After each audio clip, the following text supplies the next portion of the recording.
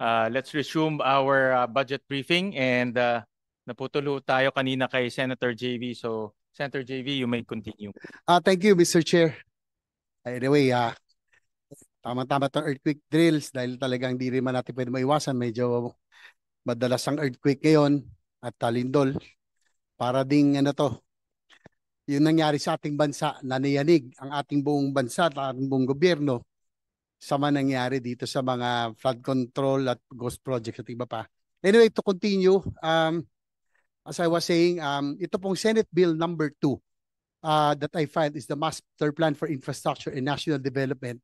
This goes to show the importance of this measure to this representation. Noong 19 Congress, I filed this as Senate Bill number 1. Ngayon, number 2 dahil pangalawa lamang sa universal healthcare. But still, I'm hoping to get the support also of our dear Secretary and the whole DPWH family for the approval of these very important measures. Again, I think we will be hitting 2 birds with 1 stone with this measure. Unang-una po, as I was saying, the rationale is that long-term, big ticket items, it will span or transcend different administrations. Like railways, for example, 20, 30, 40 years ang planning, studies, execution, and implementation yan. So, long-term, mga dams, skyways, at iba pa, it will be part of this master plan. Sabi ko, 2 birds with 1 stone. So, magagawa na po natin yung mga infrastructure natin which we were left behind by our ASEAN neighbors with its passage. And at the same time, the second is we will be able to prevent occurrence of such anomalies, no? Yung po mga anomalyang mga proyekto na wala po sa master plan, na basta lamang may proyekto, siningit, no? Basta lamang kung may mema na may masabi lang ito, may ma-project lang. Ganun ang nangyari. Yeah? So, at least all of these big ticket items or projects will now be according to the master plan. So, siguro yung pong proposal, I understand, Secretary, the President said that yung 250 billion of the flood control projects, not until you have already established yung pong reforms, will be reallocated, reapportioned to other projects like social welfare programs, AICS, AKAP, TUPAD, and PhilHealth. Ako okay po ako lalo sa health. But I think it might be, just Mr. Chair, it might be a good opportunity for us kasi we cannot let naman the next 2 or 3 years that the people will continue to drown. No? Kasi walang flood control projects. They will suffer, no? In the next 2-3 years. Again, it might be a good opportunity for us to rechannel a portion of this 250 billion for the big ticket items. For Central Luzon, for example, floodways, yung mga dams, no? Mga water impounding, spillways, baka pagkakataon naman na magawa na ito. Yung wala na po yung pakialam yung distrito. As I remember, Mr. Chair, we were both members of the House of Representatives. Pag projects that are national in nature, dapat wala na hong pakialaman distrito as how it used to be, no? Ngayon na lang po kasi yung mga national projects pinaghahati-hatian in the same manner na itong 350 billion peso budget for flood control every year, 1 billion peso a day, every district will now want a piece of this budget. Ang nangyari na pag-iwanan yung mga tunay na big ticket items that would have really solved the problems of flood-prone areas like Central Luzon and other areas in the country. Makikita lang natin yan, Mr. Chair, doon po sa projects na nakakuha ng malalaking flood control projects vis-a-vis those flood-prone areas, talaga mayroong mismatch, no? So yun po, I thank Secretary Vince Dizon for your support, no, for this master plan for infrastructure national development. I think it will really prevent occurrence of anomalous projects pag nandoon po tayo sa infrastructure. Yung po sa doon po sa tungkol sa flood control projects, if it's if it follows the master plan, would you think it will still be ganito pa kaya? Magagawa pa ba ito? Hindi na siguro. Because it will be according to the master plan. Tama po kayo, Mr. Chairman. Tama po ang ating Honorable Senator JV. Kung ang mga proyekto po ay naaayon sa mga master plan na talagang pinag-aralan at ito talaga ay nabusisi at napag-aralan ng mabuti para makasolve sa baha, hindi ho mangyayari itong nakita nating nangyari ngayon. Nangyari lang po ito dahil, tama po si Senator JV, Mr. Chairman, dahil meron pong iba na gumawa na lang ng kung ano-anong mga Basta kay project lamang. quote-unquote flood control, pero in reality, hindi naman talaga nakatulong. No? And in some cases, wala pa nga yung project at all. So maybe may I just update Mr. Chairman, the committee, that currently, specifically for the provinces of Nueva Ecija, Bulacan, and Pampanga, which is really the flood-prone area in the Central Luzon Basin, no? There is an ongoing Central Luzon Floodway detailed engineering design project. This is funded by the Asian Development Bank. Hindi pa po ito tapos, ongoing po ito. Matatapos po ito August 2026. So, PED na po yun. Detailed engineering na po yan, Mr. Senator, Mr. Chairman. So, ibig sabihin nun, pag natapos po ito, shovel ready na po yung mga proyektong yun. Shovel ready na po yun. And we can already start building those projects under the Central Luzon Floodway Master Plan done by the ADB after it comes out in August of 2026. Unfortunately ngayon, wala pa po. Kaya siguro timing na rin po yung desisyon ng ating Pangulo na hindi muna. Kasi kesa naman ho maglagay tayo, hindi naman makakatulong dahil hindi naman consistent with the plan. Thank you po, Mr. Also Chairman. in line with that, consider, buti nandito si Senator Loren. I know that ano siya masyado sa mga sa water resources. There has been a proposal to create the Department of Water. Would you suggest that halimbawa yung mga dams, spillways, itong mga flood control,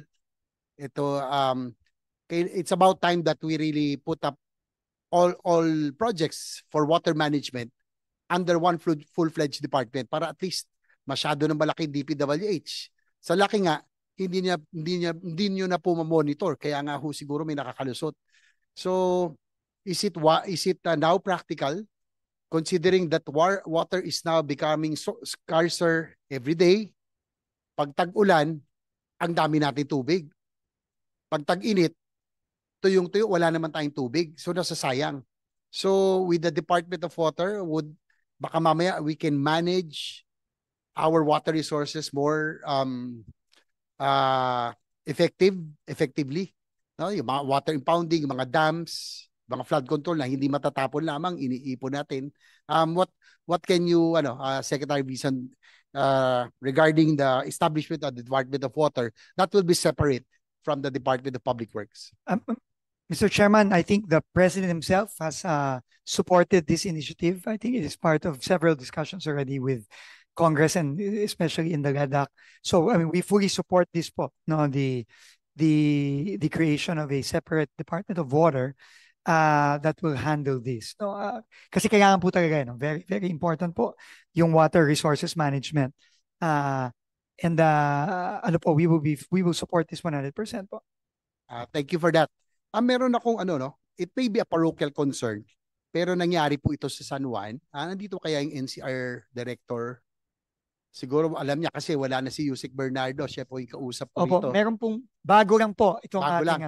Yung dati wala na rin. Wala na rin po. Siya po ay actually naging subject nung cleansing natin. He's also part of it. Okay. Yes. So may bago po tayong regional director, si Joel Limpenko. He came from Region 6, the region po of nangyari po kasi dito for the past 3 or 4 budget seasons. Actually, noong 19 Congress pa, I was asking for a pumping station. Ito na ho sana yung huling pumping station in Batis. San Juan.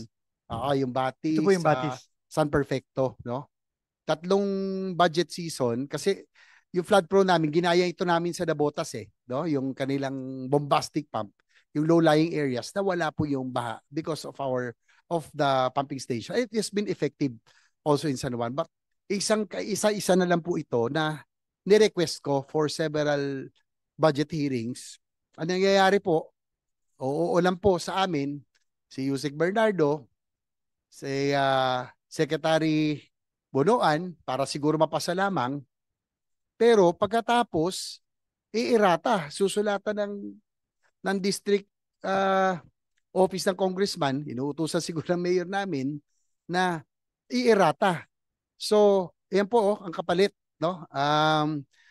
Gagawing river revetment, slow protection, drainage improvement, at makikita nyo po, may mga familiar names po. Wow. Si Darcy.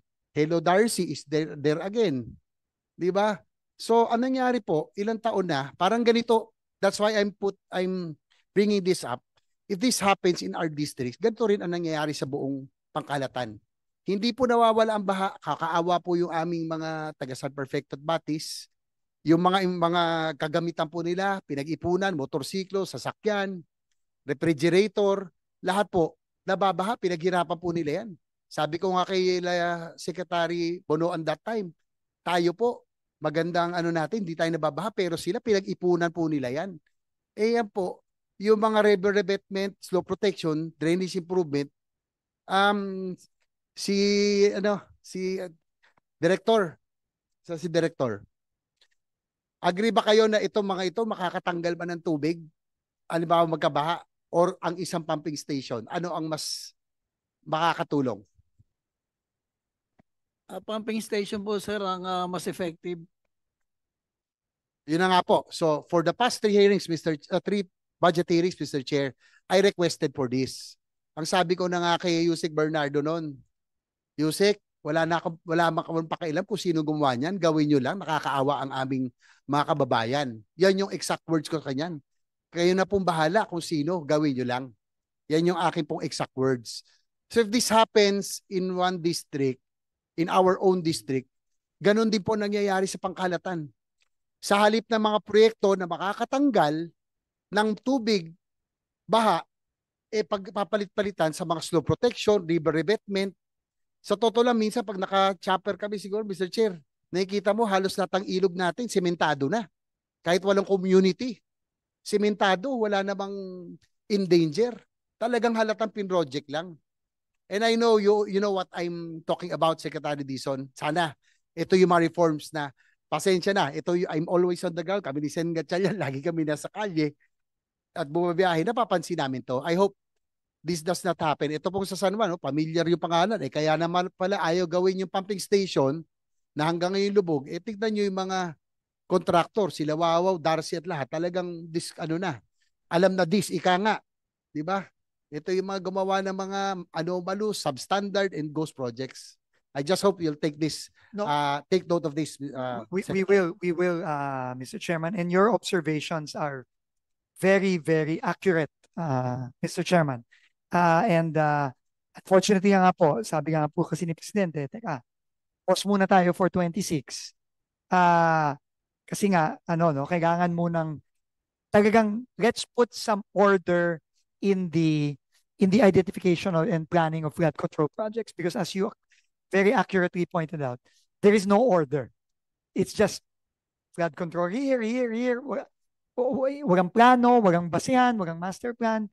Yun po ang nangyari. So, yun po ang gustong makorek ng ating Pangulo, and yun po ang gagawin natin.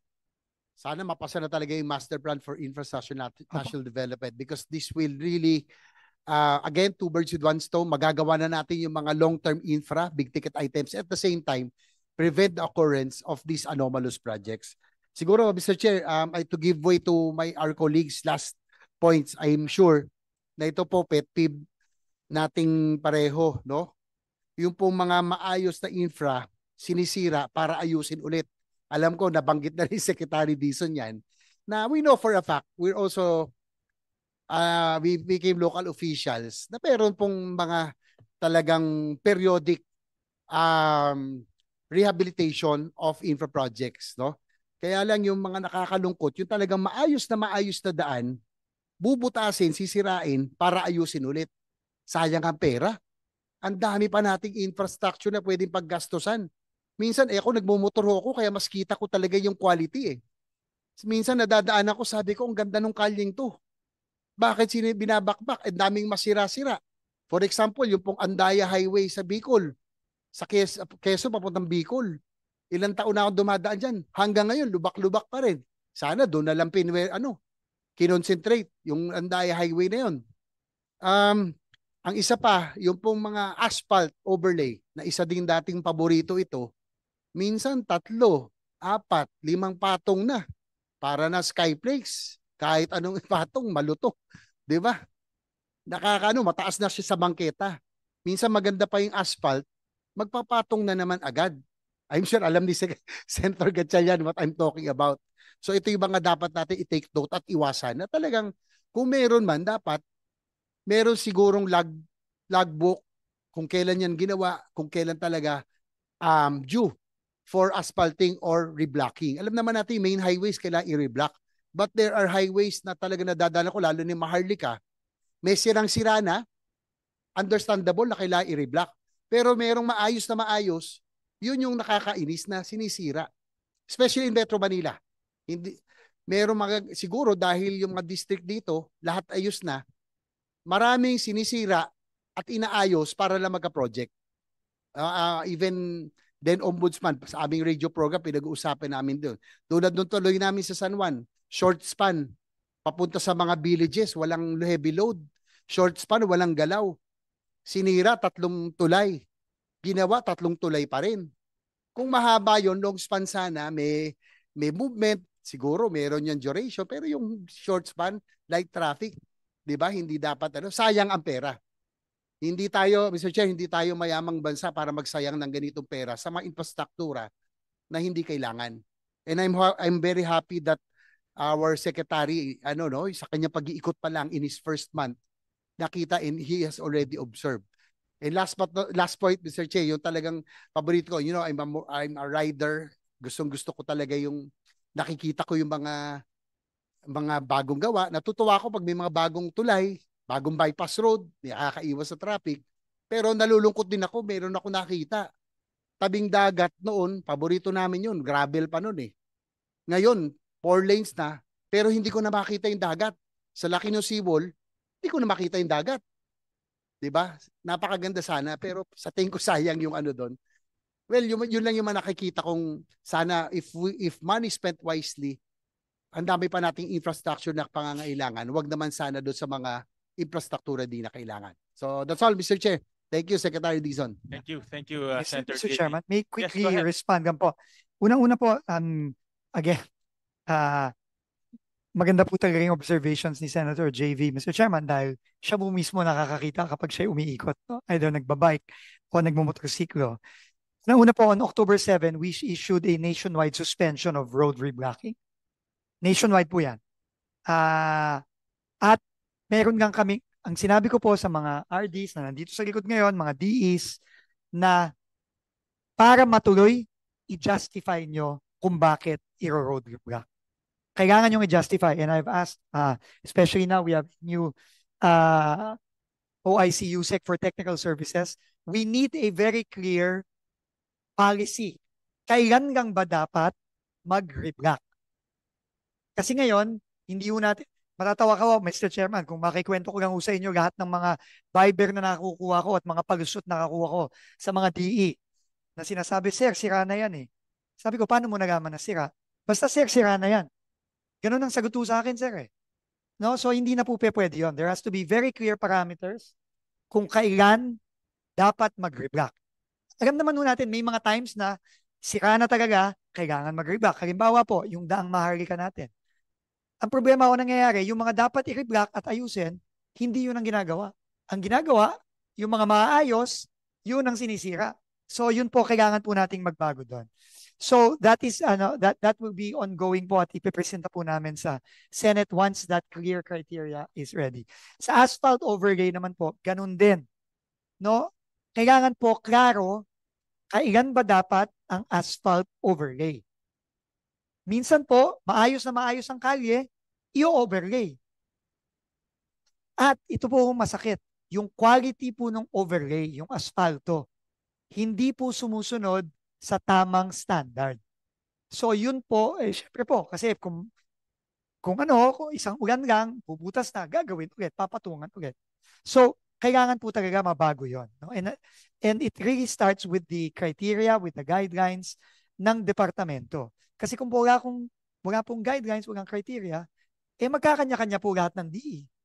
Ano na lang kung sabihin ni DE ganito, DE ganyan, sige, bakbakin na natin to, o kaya i-overlay na natin to.